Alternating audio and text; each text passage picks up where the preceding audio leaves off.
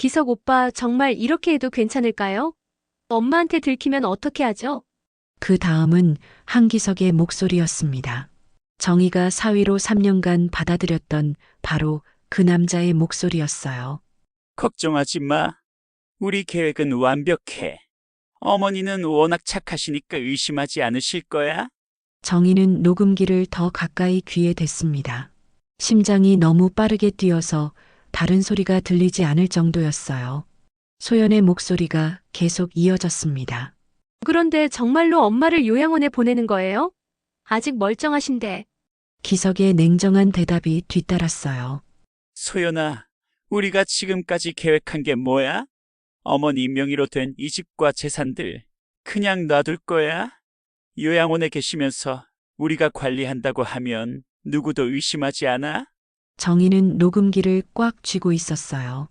손톱이 파고들어 아팠지만 느껴지지 않았습니다. 이 이야기가 궁금하시다면 구독과 좋아요 눌러주시고 들어주세요. 새벽 5시 김정희는 잠에서 깼습니다. 72년을 살아오면서 체득한 것이 있다면 몸이 말하는 신호를 무시하면 안 된다는 것이었죠. 오늘따라 가슴이 답답하고 무언가 불길한 예감이 스며들었습니다.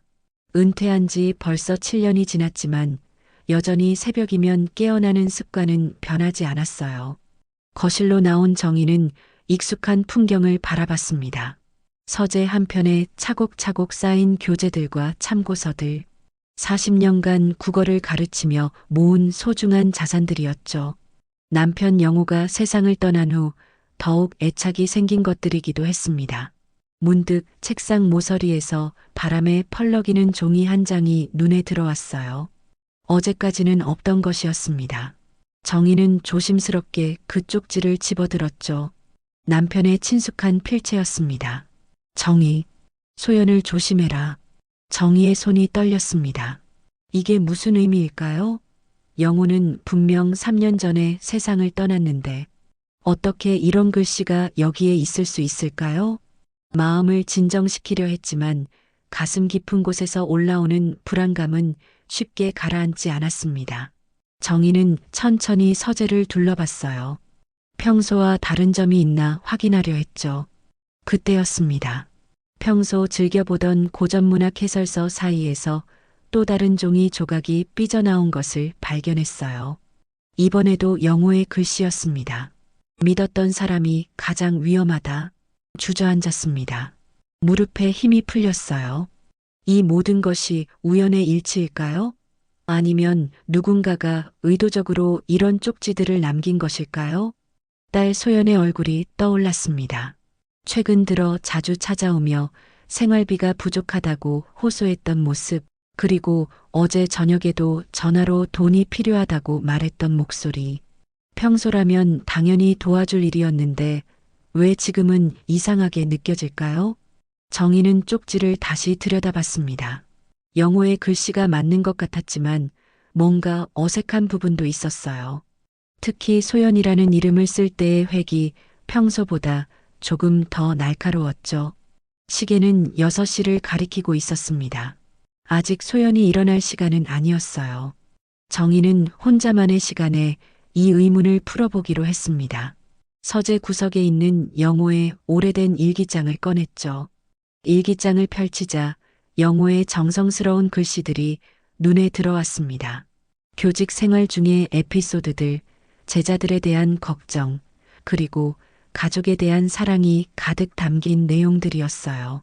그런데 마지막 부분에서 정희는 이상한 것을 발견했습니다. 이 집에 늑대가 숨어 있다. 영호가 세상을 떠나기 몇 달 전에 적어놓은 글이었습니다. 그리고 그 아래에는 빨간 펜으로 동그라미가 그려져 있었죠. 마치 누군가에게 경고하려는 듯한 표시였어요. 정희의 머릿속이 복잡해졌습니다. 남편이 무언가를 알고 있었던 것 같은데 대체 무엇을 알고 있었던 걸까요? 그리고 왜 죽기 전에 이런 말을 남겼을까요? 창밖으로 해가 떠오르기 시작했습니다. 새로운 하루가 시작되었지만 정희에게는 그 어느 때보다 무거운 하루가 될 것 같았어요. 손에 든 쪽지를 다시 보니 글씨가 더욱 또렷해 보였습니다. 소연을 조심해라. 정희는 깊은 한숨을 내쉬었습니다. 평생을 바르게 살아왔고 가족을 사랑하며 지내왔는데 이제 와서 딸을 의심해야 한다는 걸까요? 그 순간 현관문에서 열쇠 돌아가는 소리가 들렸습니다. 소연이 돌아오는 소리였어요. 소연이 집에 들어선 것은 오전 8시였습니다. 어머나, 이렇게 일찍 일어나셨어요? 소연은 평소와 다름없는 밝은 목소리로 인사했지만 정희에게는 그 목소리마저 어색하게 들렸어요. 손에 든 쪽지를 재빨리 치마 주머니에 넣으며 정희는 애써 평정심을 유지했습니다. 응, 잠이 안 와서 일찍 일어났단다. 소연은 부엌으로 향하며 냉장고를 뒤지기 시작했어요. 그 모습을 바라보던 정희는 문득 이상한 점을 발견했습니다. 평소 소연은 집에 오면 가장 먼저 엄마에게 다가와 안부를 물었는데 오늘은 왠지 정희의 눈을 피하는 것 같았어요.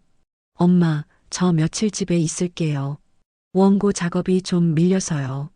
정희는 고개를 끄덕였지만 마음 한편으로는 의심이 커져갔습니다. 소연이 집에 머무는 동안 자신이 발견한 단서들을 더 자세히 살펴볼 수 있을 것 같았어요.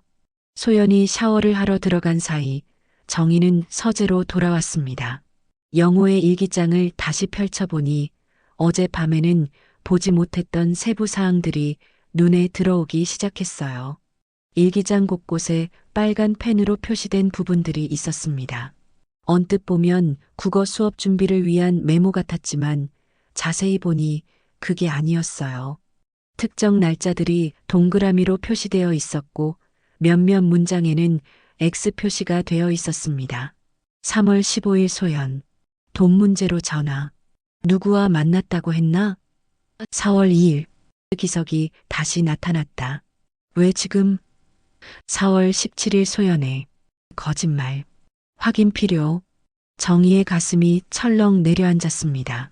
영호가 생전에 소연과 전 사위 기석에 대해 뭔가 의심을 품고 있었다는 것이 분명했어요. 그런데 왜 자신에게는 아무 말도 하지 않았을까요? 더 놀라운 것은 다음 페이지였습니다. 영호의 글씨로 적힌 간단한 도표가 있었어요. 위에는 신뢰도라고 적혀 있었고 아래에는 가족 구성원들의 이름이 적혀 있었습니다.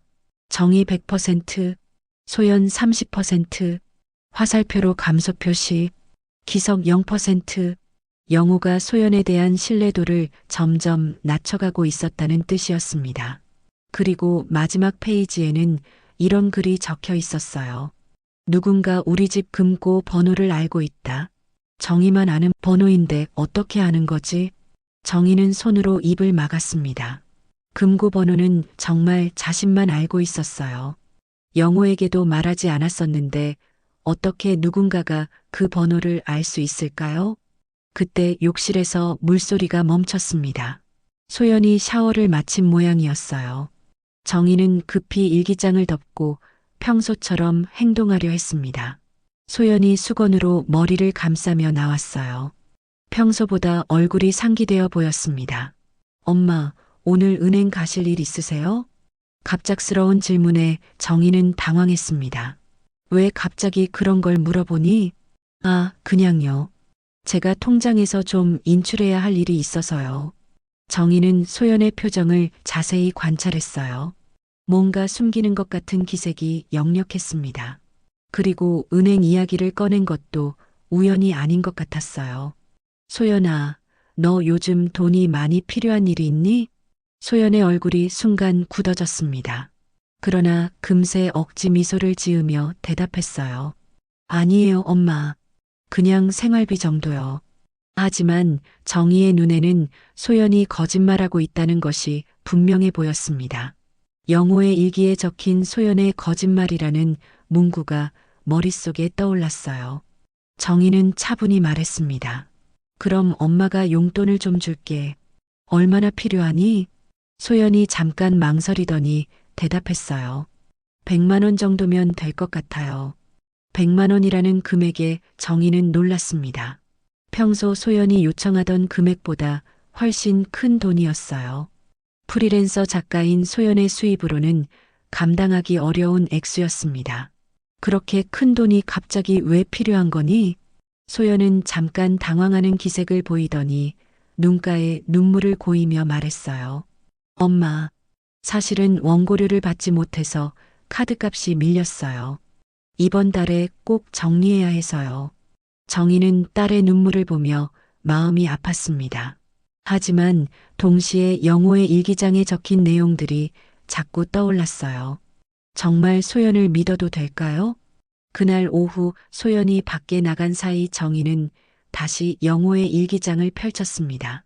마지막 페이지에 연필로 희미하게 적힌 글자들이 있었어요. 금고 안의 편지를 찾아라. 모든 답이 있다. 정희는 결심했습니다. 내일 은행에 가서 금고를 확인해 보기로 했어요. 영호가 남긴 마지막 메시지의 의미를 알아야 했습니다. 그날 저녁 정희는 우연히 목격한 광경에 완전히 얼어붙고 말았습니다. 소연이 서재에서 뭔가를 뒤지고 있는 모습을 본 것이었어요. 정희가 마트에서 장을 보고 돌아와 현관에서 신발을 벗고 있을 때 거실 너머로 보인 소연의 행동은 충격 그 자체였습니다. 소연은 정희의 가장 소중한 보물 중 하나인 조선시대 한시집 초판본을 손에 들고 있었어요. 영호가 결혼 20주년 기념으로 선물해준 골동품 책자였습니다. 그 책은 정희에게 있어 남편과의 추억이 담긴 유일무이한 보물이었어요. 소연아, 뭘 하고 있니? 정희의 목소리에 소연이 깜짝 놀라며 돌아봤습니다. 손에는 여전히 그 귀중한 책이 들려 있었어요. 아, 엄마, 언제 오셨어요? 소연의 얼굴은 붉게 상기되어 있었고 눈동자는 이리저리 흔들렸습니다. 명백히 죄책감에 사로잡힌 표정이었어요. 그 책을 왜 만지고 있는 거니? 평소에는 관심도 없던 책인데.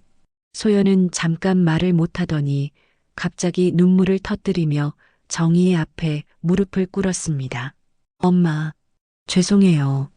정말 죄송해요. 정희의 가슴이 쿵 내려앉았어요.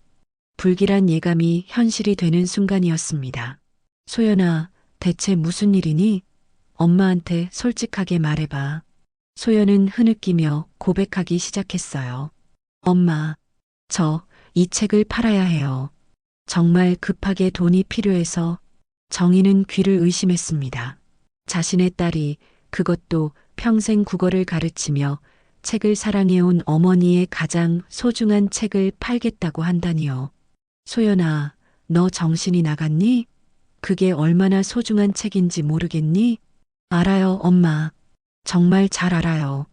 그런데 어쩔 수가 없어요. 소연의 눈물은 더욱 격해졌지만 정희에게는 그 눈물마저 연극처럼 보였어요. 영호의 일기장에 적힌 소연의 거짓말이라는 구절이 머릿속을 맴돌았습니다. 도대체 무슨 일인데 그렇게까지 해야 하는 거니? 소연은 고개를 숙인 채 대답했어요. 카드빚이 생각보다 많이 늘었어요. 이번 달에 정리하지 못하면 신용불량자가 될 수도 있어요. 정희는 딸을 빤히 바라봤습니다. 뭔가 이상했어요. 카드빚 때문이라면 왜 하필 그 책을 노린 걸까요? 집에는 다른 값비싼 물건들도 많이 있었는데 말이에요. 그럼 다른 방법을 찾아보자. 그 책만큼은 안 돼. 정희가 단호하게 말했지만 소연은 더욱 절실하게 매달렸어요. 엄마, 제발요. 골동품상에서 3천만 원은 받을 수 있다고 했어요. 그 돈이면 모든 문제가 해결돼요. 3천만 원이라는 액수에 정희는 더욱 놀랐습니다. 소연이 벌써 골동품상과 이야기까지 해봤다는 뜻이었어요. 이 모든 것이 계획적이었다는 생각이 들었습니다. 소연아, 너 이미 그 책을 팔 생각으로 알아본 거니? 소연이 고개를 푹 숙였습니다. 그 침묵이 모든 것을 말해주고 있었어요. 정희는 가슴이 미어지는 듯한 배신감을 느꼈습니다. 자신의 딸이 등 뒤에서 어머니의 가장 소중한 물건을 팔 계획을 세우고 있었다니요. 엄마, 정말 죄송해요. 하지만 다른 방법이 없어요. 소연의 변명을 들으면서도 정희는 이상한 점을 발견했어요. 소연의 옷차림이 평소보다 훨씬 좋아 보였습니다. 새로 산 것 같은 명품 가방에 비싼 화장품 냄새까지 났어요. 소연아, 그 가방 새로 산 거니? 소연이 당황하며 가방을 뒤로 숨겼습니다. 이건 친구가 빌려준 거예요. 또 거짓말이었어요. 정희는 확신할 수 있었습니다. 딸의 눈빛에서, 말투에서 모든 것이 거짓이라는 것을 느낄 수 있었어요. 그날 밤 정희는 잠을 이룰 수 없었습니다. 소연은 결국 그 책을 포기하지 않겠다며 자신의 방으로 들어가 버렸어요. 내일 아침에 골동품상에 가져가겠다고 선언한 채 말이에요. 정희는 창문 너머로 보이는 소연의 방에서 새어나오는 불빛을 바라봤습니다. 그 순간 소연이 누군가와 통화하는 소리가 희미하게 들려왔어요. 응, 기석 오빠. 내일 오전에 팔고 오후에 만나자.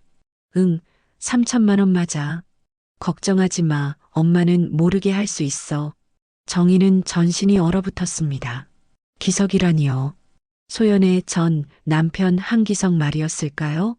더 충격적인 것은 다음에 들려온 소연의 말이었어요. 엄마는 옛날 책에 그렇게 애착을 가질 줄 몰랐어. 하지만 어쩔 수 없잖아. 우리 계획을 위해서는 이 정도 희생은 감수해야지. 정희는 손으로 입을 막고 비명을 참아야 했습니다. 이것은 단순한 경제적 어려움이 아니었어요. 소연과 기석 사이에 무언가 계획이 있었고 그 계획을 위해 어머니를 속이고 있었던 것입니다. 계획이라는 단어가 정희의 머릿속에서 계속 맴돌았어요. 대체 어떤 계획일까요? 그리고 영호가 일기장에 남긴 경고들이 모두 사실이었던 걸까요? 정희는 그날 밤 영호의 일기장을 다시 펼쳐봤습니다. 이 집에 늑대가 숨어 있다는 구절이 이제는 전혀 다른 의미로 다가왔어요. 새벽이 되어서야 정희는 결심했습니다. 내일 소연보다 먼저 은행에 가서 금고를 확인해 보기로 했어요. 영호가 남긴 진짜 메시지를 찾아야 했습니다. 소연의 배신은 이제 시작에 불과했어요. 정희는 직감적으로 알 수 있었습니다. 다음 날 오전 9시 정희는 소연보다 먼저 은행에 도착했습니다. 평생 성실하게 살아온 72년의 세월 중에서 이렇게 가슴이 두근거린 적은 없었어요. 손에 든 금고 열쇠가 떨릴 정도로 긴장되었습니다. 은행 직원이 금고실로 안내해 주었어요. 수십 개의 금고들이 벽면에 늘어선 모습이 마치 거대한 비밀의 보관소 같았습니다. 정희는 자신의 금고 앞에 서서 잠깐 멈춰 섰어요. 영호가 정말 여기에 답을 남겨두었을까요?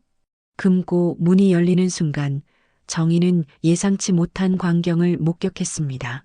평소 보관해 두었던 중요한 서류들과 함께 봉투 하나가 가장 앞쪽에 놓여 있었어요.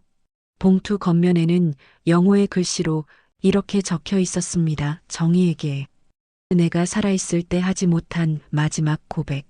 정희의 손이 떨렸어요. 이 봉투는 분명 영호가 세상을 떠나기 전에 미리 준비해 둔 것 같았습니다. 봉투를 열자 편지 한 장과 함께 작은 녹음기가 들어 있었어요. 낡은 카세트 녹음기였는데 영호가 교직 시절에 수업용으로 사용하던 것이었습니다. 정희는 먼저 편지를 펼쳐봤어요. 사랑하는 정희에게.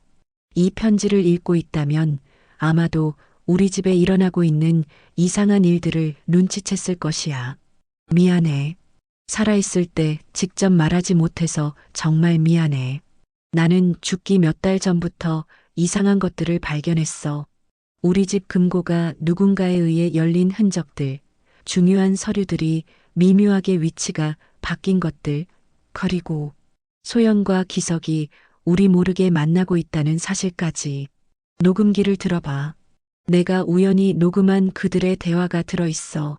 진실을 알게 되면 충격일 거야. 하지만 알아야 해. 우리 집에 늑대가 숨어 있다는 내 말이 무슨 뜻인지 이해하게 될 거야. 정희야, 너만은 꼭 안전해야 해. 그들의 계획이 얼마나 무서운 것인지 녹음기를 들으면 알게 될 거야.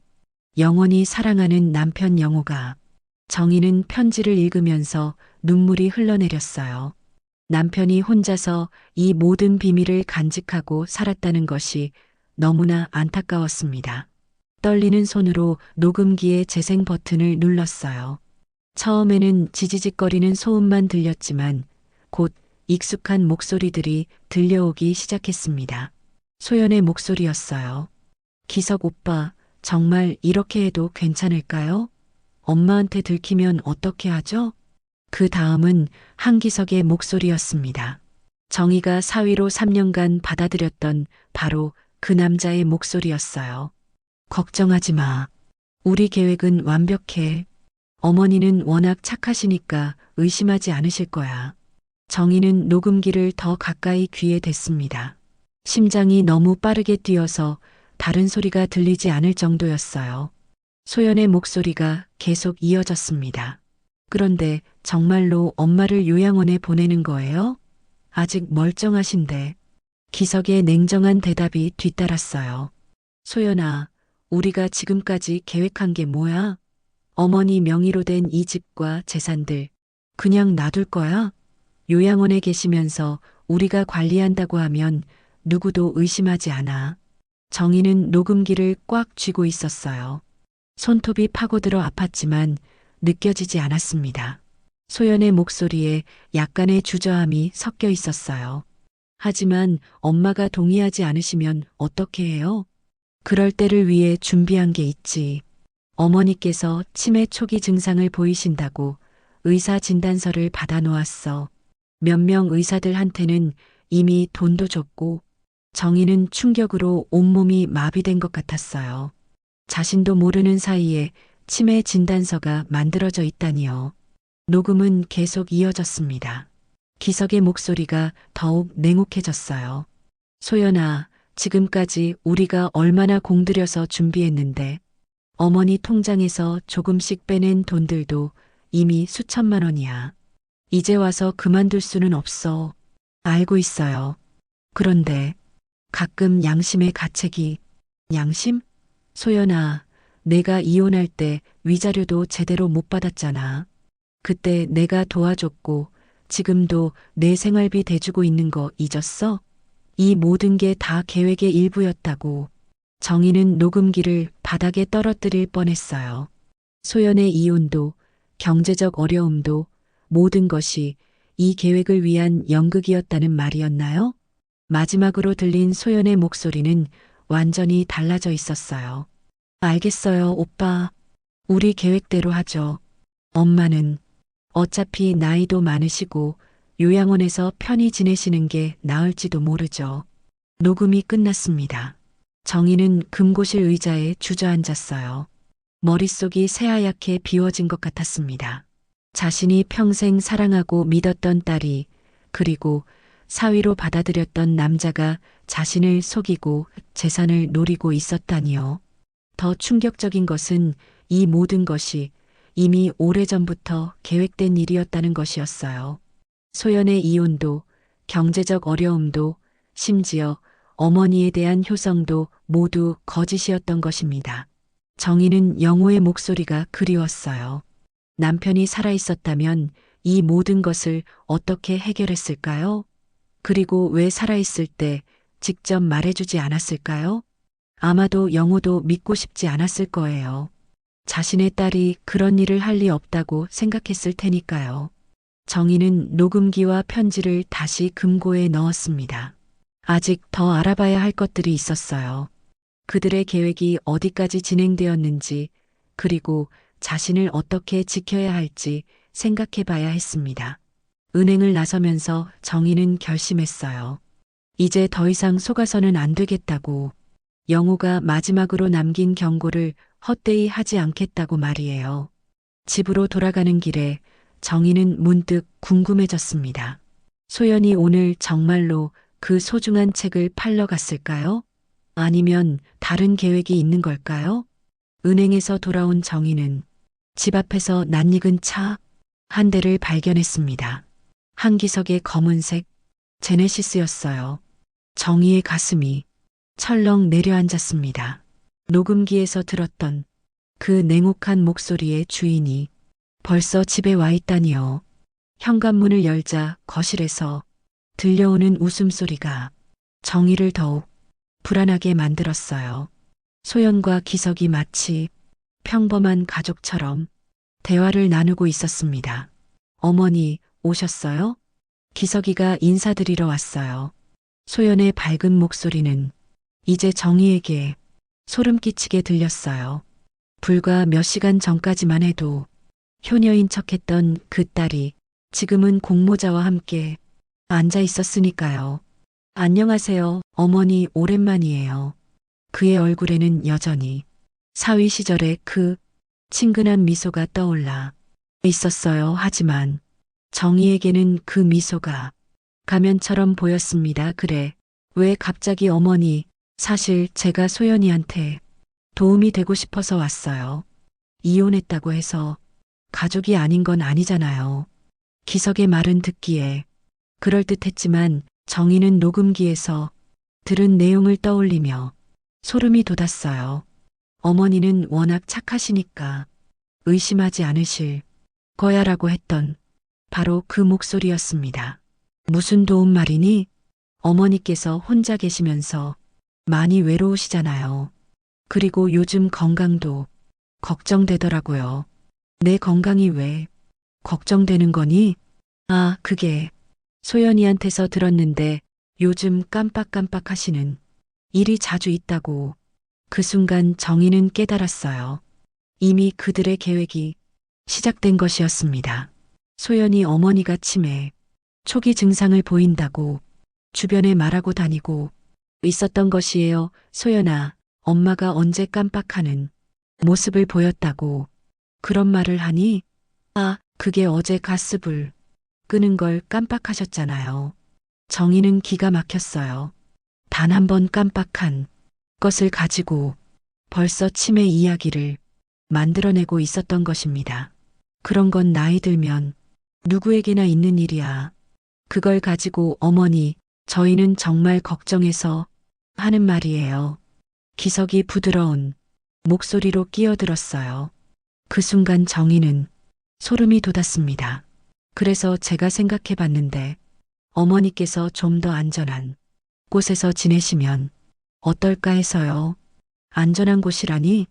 요즘 좋은 실버타운들이 많잖아요. 의료진도 상주하고 또래분들과 어울릴 수도 있고. 정희는 온몸이 얼어붙는 것을 느꼈어요. 실버타운이라는 단어는 요양원을 돌려서 말하는 것이었습니다. 벌써 그 이야기를 꺼내고 있다니요. 난 내 집에서 살고 싶어. 정희의 단호한 말에 기석은 잠시 당황하는 기색을 보였어요. 물론 어머니 뜻이 중요하죠. 다만 혹시 모를 상황을 대비해서 한번 둘러보시기만 해도. 그때였습니다. 현관 벨이 울렸어요. 정희가 문을 열자 그곳에는 낯익은 얼굴이 서 있었습니다. 서광수. 정희가 교직 시절 가르쳤던 제자 중 하나였어요. 은퇴한 형사였죠. 선생님, 안녕하세요. 광수야. 어떻게 이런 때? 서광수는 정희의 표정에서 뭔가 이상함을 감지한 듯 보였어요. 예리한 직업적 감각이 작동하고 있었습니다. 선생님, 혹시 불편한 시간이었나요? 아니야, 들어와. 정희는 서광수를 거실로 안내했어요. 기석과 소연이 서광수를 보고 약간 경직된 모습을 보였습니다. 아, 안녕하세요, 소연. 전 남편 한기석입니다. 기석이 어색하게 인사했지만 서광수의 시선은 예사롭지 않았어요. 오랜 형사 생활로 단련된 관찰력으로 상황을 파악하고 있었습니다. 선생님, 요즘 어떻게 지내세요? 건강하시죠? 응, 덕분에 잘 있어. 다행이네요. 제가 오는 길에 동네에서 선생님 이야기를 들었는데 좀 걱정스러운 소문이 있더라고요. 무슨 소문? 선생님께서 요즘 기억력이 좀 안 좋아지신다는. 서광수가 말하면서 기석과 소연을 번갈아 보았어요. 그들의 표정에서 뭔가를 읽어내려는 듯 했습니다. 누가 그런 말을 하던가 동네 부동산에서 들었어요. 누군가가 선생님 집 시세를 알아보러 왔더라고 하네요. 정희는 충격을 받았어요. 기석이 급히 변명했어요. 아, 그건 제가 시장 상황을 좀 알아본 거예요. 어머니 자산관리 차원에서. 서강수가 기석을 날카롭게 바라봤습니다. 자산관리요? 어머니께서 부탁하신 건가요? 그건 소연이와 상의해서. 서강수는 정희에게 눈짓을 했어요. 뭔가 이상하다는 신호였습니다. 선생님, 저는 이런 말씀드리고 싶어서 왔어요. 절대로 성급한 결정은 내리지 마세요. 무슨 결정? 특히 거주지 변경이나 재산 관련해서는 신중하셔야 해요. 서강수의 말에 기석과 소연의 얼굴이 일그러졌어요. 기석이 억지로 웃으며 말했어요. 과거 형사님이셨다니 말씀이 신중하시네요. 하지만 저희는 정말 어머니를 위해서. 서강수가 기석을 똑바로 바라보며 말했습니다. 30년 형사 생활하면서 배운 게 하나 있다면 진심과 가식을 구별하는 거거든요. 그 순간 거실에 공기가 얼어붙었어요. 기석의 얼굴에서 가면 갔던 미소가 사라졌습니다. 선생님, 서강수가 정희에게 말했어요. 제가 다음에 또 뵈러 오겠습니다. 그때까지 아무 결정도 내리지 마세요. 정희는 고개를 끄덕였어요. 서강수의 등장이 얼마나 다행인지 모를 일이었습니다. 기석과 소연은 서강수가 떠난 후 일찍 자리를 뜨고 말았어요. 계획에 차질이 생긴 것 같았습니다. 그날 밤 정희는 서강수에게서 온 문자를 확인했어요. 선생님, 내일 다시 뵙겠습니다. 중요한 이야기가 있어요. 그때까지 조심하세요. 정희는 영호히 일기장을 다시 펼쳤어요. 이 집에 늑대가 숨어 있다는 구절이 이제는 완전히 현실이 되어버렸습니다. 다음 날 오후 서강수가 약속대로 정희를 찾아왔습니다. 이번에는 두꺼운 서류 봉투를 들고 있었어요. 선생님, 어젯밤 제가 조사한 내용들 이해해 보시면 많이 놀라실 거예요. 정희는 거실 소파에 앉아 서강수가 꺼내는 서류들을 바라봤어요. 사진들, 서류 복사본들, 그리고 수첩에 빼곡히 적힌 메모들이었습니다. 선생님 한기석과 소연 씨가 벌써 1년 전부터 계획을 세우고 있었어요. 서강수가 첫 번째 사진을 내밀었습니다. 카페에서 찍은 것 같은 사진이었는데 소연과 기석이 진지하게 대화를 나누는 모습이었어요. 이건 작년 10월에 찍힌 거예요. 제가 아는 후배 형사가 우연히 발견해서 알려준 건데 그때부터 이상하다 싶어서 계속 관찰해 왔거든요. 정희는 사진 속 소연의 모습을 유심히 봤어요. 평소 어머니 앞에서 보이던 힘든 표정과는 전혀 달랐습니다. 오히려 계획을 세우는 공모자의 얼굴이었어요. 더 충격적인 건 이거예요. 서강수가 두 번째 서류를 꺼냈습니다. 병원 진료 기록부였어요. 선생님 명의로 신경과 진료를 받으신 기록이 있더라고요. 그런데 선생님이 직접 가신 게 아니에요. 뭐라고? 내가 병원에 간 적이 언제? 소연 씨가 선생님 대신 가서 상담을 받았어요. 어머니가 최근 기억력, 저하와 인지능력, 감퇴 증상을 보인다고 말하면서요. 정희는 온몸에 소름이 돋았어요. 자신도 모르는 사이에 치매 환자로 만들어지고 있었던 것입니다. 서강수가 세 번째 서류를 내밀었어요. 요양원 상담 신청서였습니다. 벌써 세 군데 요양원에 상담 신청을 해놨더라고요. 모두 소연 씨 명의로요. 정희는 서류를 들여다봤어요. 거기에는 치매, 초기 환자, 독거생활 부적합, 가족 돌봄 한계라는 표현들이 적혀 있었습니다. 이건 사기잖아. 맞아요. 선생님, 완전한 사기예요. 그런데 더 심각한 게 있어요. 서강수가 은행 거래 내역서를 꺼냈습니다. 선생님 통장에서 지난 6개월 동안 소액으로 여러 번 인출이 있었어요. 한 번에 50만 원씩 총 800만 원 정도가 빠져나갔더라고요. 정희는 그 내역서를 보고 깜짝 놀랐어요. 누가 이런 짓을 소연 씨예요. 선생님 카드를 복제해서 사용한 것 같아요. 정희는 지갑에서 카드를 꺼내 확인해 봤어요. 카드는 그대로 있었지만 언제 복제되었는지 알 수 없었습니다. 그리고 이게 가장 충격적인 내용이에요. 서강수가 마지막 서류를 꺼냈습니다. 부동산 매매 계약서 초안이었어요. 선생님이 요양원에 들어가신 후 치매를 이유로 후견인 지정을 받아서 집을 처분할 계획인 것 같아요.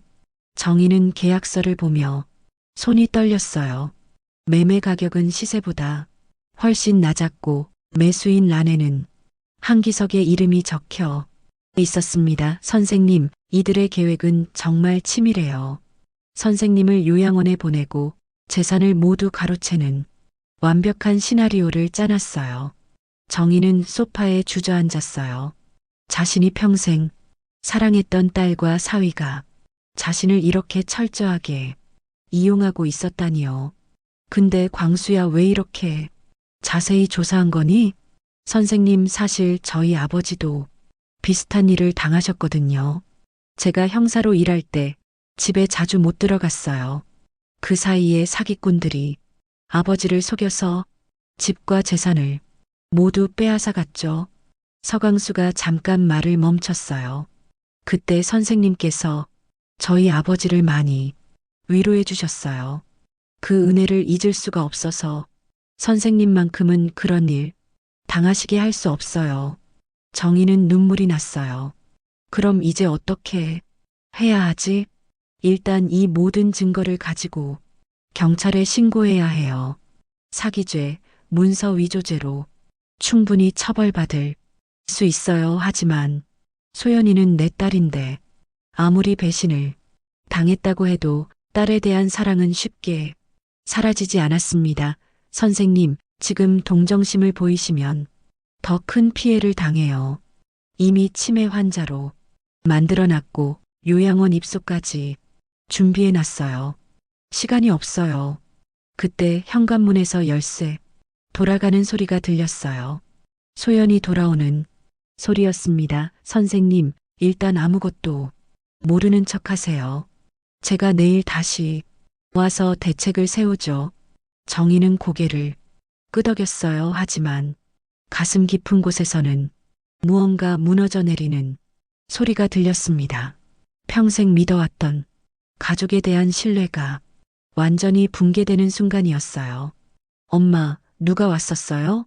소연이 들어오며 물었어요. 광수가 인사하러 왔다 갔어. 아, 그래요? 뭐 특별한 이야기라도 했어요? 정희는 소연의 눈을 바라봤어요. 그 눈에는 경계심이 서려 있었습니다. 별거 없어.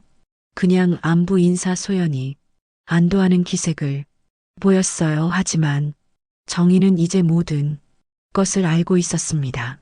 딸에 가면 뒤에 숨어 있는 진짜 얼굴을 말이에요. 그날 밤 정희는 영호의 일기장을 마지막으로 펼쳐봤어요. 그날 밤 정희는 잠을 이룰 수 없어 다시 영호의 일기장을 펼쳤습니다. 이상했어요. 일기장 뒷부분에 숨겨져 있던 몇 장의 종이였어요. 첫 번째 페이지를 펼치자 영호의 글씨로 이렇게 적혀 있었어요. 1995년 3월 학교 운영비 사건의 진실. 정희는 깜짝 놀랐어요. 29년 전 영호가 학교에서 겪었던 그 사건 말이었습니다. 나는 결코 그 돈을 만진 적이 없다. 하지만 누군가 교묘하게 나에게 누명을 씌웠다. 그 배우의 한씨 집안이 있다는 것을 나중에서야 알았다. 정희의 손이 떨렸어요. 계속 읽어 내려갔어요. 한기석의 아버지 한정수가 당시 학교 재단 이사였다. 그가 실제로 운영비를 빼돌렸지만 나에게 죄를 뒤집어 씌웠던 것이다. 증거도 있다. 하지만 그들의 권력과 돈 앞에 진실은 묻혀버렸다. 정의는 충격을 받았어요. 2018년 기석이 소연과 결혼한다고 했을 때부터 불안했다. 그 집안의 본성을 알고 있었기 때문이다. 하지만 소연이 행복해했고 내가 과거에 매여 딸의 행복을 막을 수는 없었다. 2021년 기석과 소연이 이혼했을 때 안도했다 하지만 그것이 시작이었다는 걸 너무 늦게 깨달았다. 이 모든 것이 복수다. 아버지 대신 아들이 그리고 내 딸까지 이용해서 우리 집안을 무너뜨리려는 치밀한 복수극이다. 소연은 처음부터 이용당하고 있었던 것 같다. 기석이 접근할 때부터 모든 것이 계획이었을 것이다. 재혼 시도도 재혼 시도라는 단어에 정의는 더욱 놀랐어요. 정의에게 이 모든 것을 말해야 하나 고민했다 하지만 딸을 의심하라고 할 수는 없었다. 그래서 나는 이 기록을 남긴다. 언젠가 정의가 진실을 알아야 할 때를 대비해서 한기석과 그의 집안은 25년 전이 이를 잊지 않고 있었다. 그들이 노리는 것은 재산이 아니라 완전한 복수다. 파멸시키는 것이 그들의 목표다. 소연과 기석의 계획은 단순한 탐욕이 아니라 25년 전부터 시작된 복수극이었던 것이에요. 다음 날 아침 정희는 서광수에게 전화를 걸었습니다. 광수야, 어제 못다한 이야기가 있어. 서광수는 30분 만에 도착했어요. 정희는 영호의 숨겨진 기록들을 모두 보여줬습니다. 선생님, 이게 정말이라면 엄청난 일이네요. 한정수라는 사람에 대해서도 조사해봐야 하겠어요. 소연이는 정말 모르고 이용당하고 있는 걸까? 선생님, 소연 씨도 어느 정도는 알고 있을 가능성이 높아요. 정희의 가슴이 아팠어요. 어제 보여드린 증거들 중에서 가짜 병원 진료나 요양원 상담 같은 것들은 소연 씨가 직접 한 일이에요. 하지만 혹시 소연이가 협박을 받고 있는 건 아닐까? 그 가능성도 있죠. 기석이 소연 씨를 어떤 방식으로든 조종하고 있을 수도 있어요. 광수야, 소연이가 최근에 자주 전화를 받더라. 그런데 내가 있으면 조용히 나가서 받던데 그럴 때 어떤 표정이었나요? 무서워하는 것 같았어. 마치 누군가에게 위협받는 것 같은 표정이었지. 아마도 기석이 소연 씨를 완전히 통제하고 있을 거예요. 처음에는 사랑으로 접근했다가 지금은 협박과 회유를 섞어서 조종하고 있을 가능성이 높아요. 그럼 내 딸을 구할 수 있는 방법은 없을까? 있어요. 하지만 위험할 수 있어요. 무슨 방법인데? 소연 씨와 기석 사이 대화를 녹음하는 거예요. 정희는 잠깐 생각해 봤어요. 위험하지만 딸을 구할 수 있는 마지막 기회일지도 모르겠어요. 어떻게 하면 되지? 선생님, 집에 몰래 녹음 장비를 설치하는 거예요. 그들이 다시 와서 이야기할 때 모든 대화를 녹음하는 겁니다. 정희는 결심했어요. 영우가 목숨을 걸고 남긴 진실을 밝혀내고 동시에 딸도 구해야 했습니다. 그날 오후 서광수는 전문 장비를 가져와 집 곳곳에 몰래 녹음 장치를 설치했어요. 거실, 서재, 심지어 소연의 방까지도요. 선생님, 내일부터 모든 대화가 녹음될 거예요. 며칠만 기다리시면 진실이 드러날 겁니다. 정희는 영호의 사진을 바라봤어요. 그날 밤 소연이 또다시 누군가와 긴 통화를 했어요. 평소보다 목소리가 더 떨리고 있었습니다. 응, 알겠어요. 내일 엄마한테 이야기해 볼게요. 네, 걱정하지 마세요. 계획대로 진행할게요. 하지만 이번에는 모든 대화가 녹음되고 있었어요. 드디어 진실이 밝혀질 순간이 다가오고 있었습니다. 이틀 후 정희는 마침내 결단을 내렸습니다. 녹음 장치가 충분한 증거를 수집했고 서강수가 과거 사건에 대한 추가 자료들도 찾아왔어요. 이제 더 이상 미룰 수 없었습니다. 오후 3시 정희는 소연에게 전화를 걸었어요. 소연아, 집에 와서 엄마와 중요한 이야기 좀 하자. 엄마, 무슨 일이세요? 목소리가 이상해요. 그냥 와. 기석이도 함께 오너라. 알겠어요. 1시간 후에 갈게요. 정희는 전화를 끊고 서강수에게 연락했습니다. 모든 준비가 완료되었다는 신호였어요. 1시간 후 소연과 기석이 함께 나타났습니다. 평소보다 긴장한 표정들이었어요. 어머니, 무슨 중요한 이야기가 있으시다고.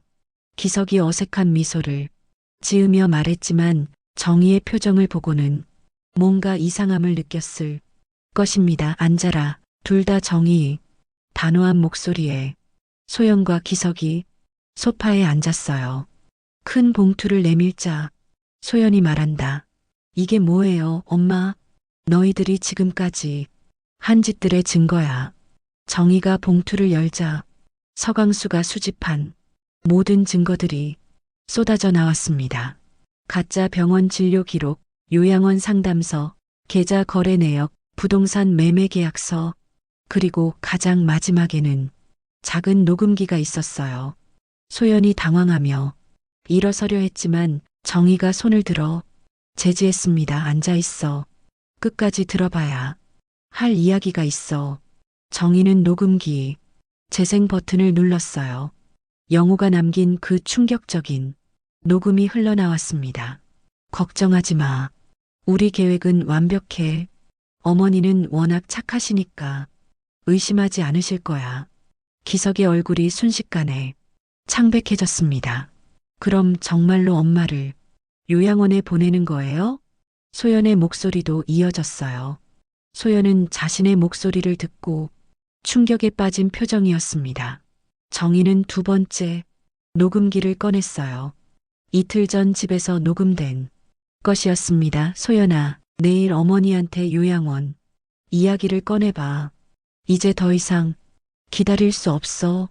오빠 정말 이렇게 해도 괜찮을까요? 엄마가 알면 알 리 없어. 우리가 이렇게 치밀하게 계획했는데. 그리고 설사 안다 해도 이미 늦었어.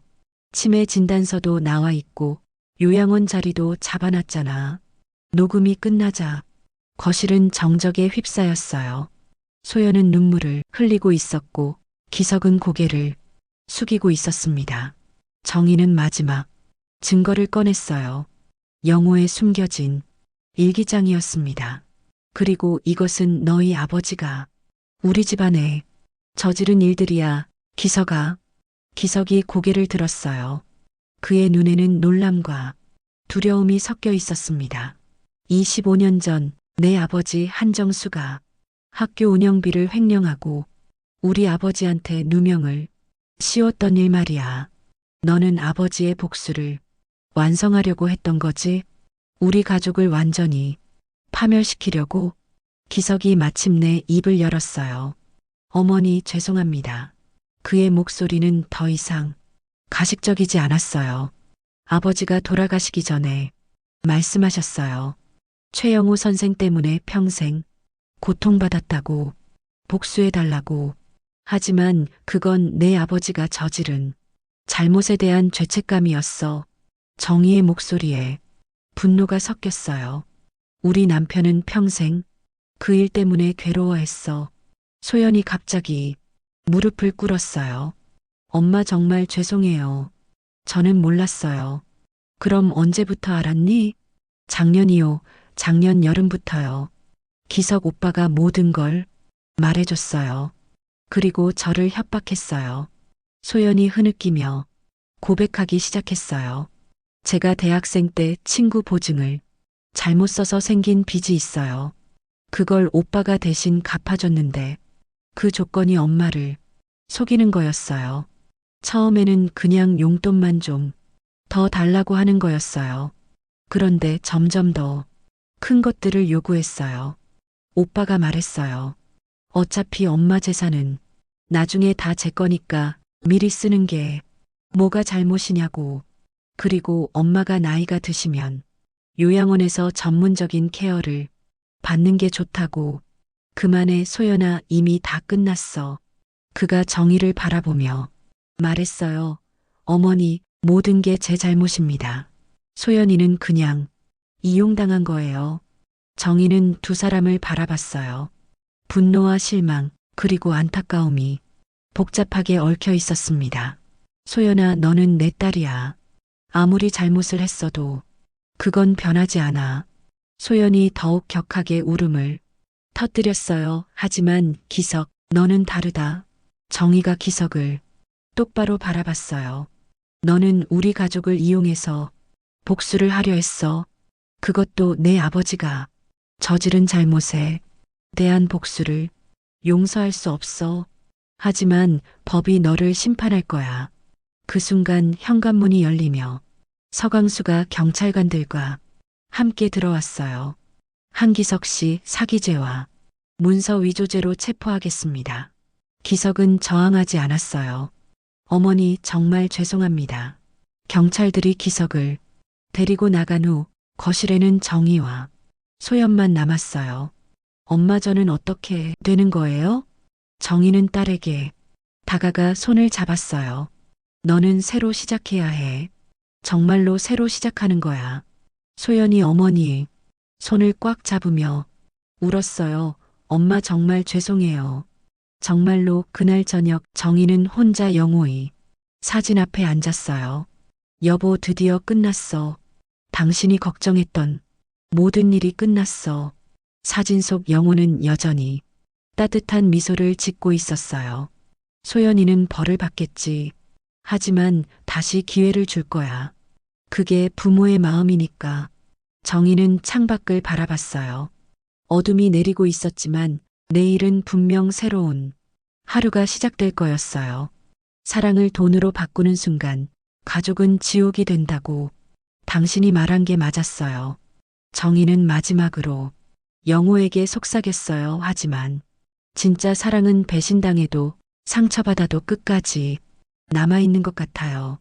그게 가족이니까. 몇 달 후 소연은 집행유예를 받았어요. 기석은 징역 3년을 선고받았습니다.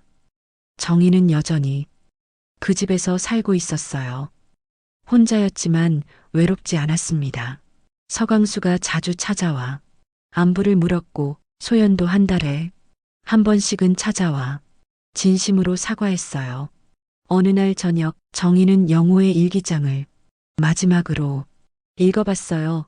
정희야, 사람은 믿었던 이에게서 배신당할 때 가장 깊이 무너진다. 하지만 진정한 사랑은 무너짐 속에서도 살아남는다.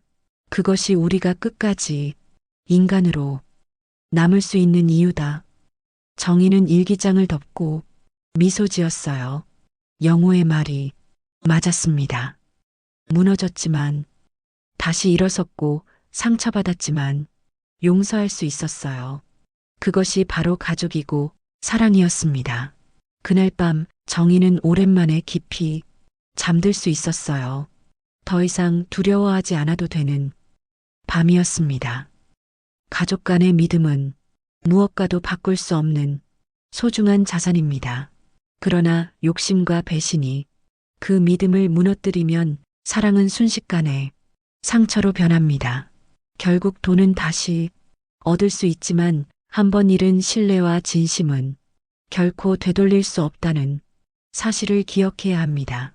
오늘 이야기 흥미롭게 보셨나요? 앞으로도 눈을 뗄 수 없는 드라마 같은 사연과 반전 가득한 이야기를 전해드릴 예정입니다. 구독과 좋아요 눌러주시고 알림 설정까지 하셔서 다음 이야기도 놓치지 마세요.